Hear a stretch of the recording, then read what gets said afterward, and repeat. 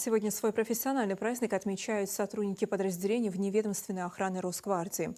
Именно в этот день, 73 года назад, постановлением Совета министров СССР была создана вневедомственная наружная сторожевая охрана при органах Министерства внутренних дел. В 2016 году вневедомственная охрана вступила в ряды Росгвардии. В настоящее время в регионе функционируют отделы и отделения в районах и городах, один батальон и центры охраны безопасности высших должностных лиц вневедомственной охраны.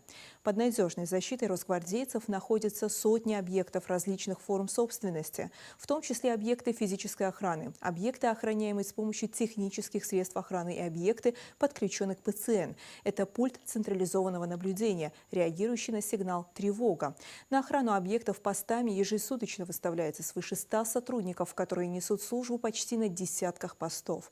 На дежурство регулярно заступают группы задержания. Основной задачей является обеспечение безопасного функционирования учреждений образования, социально значимых и иных объектов.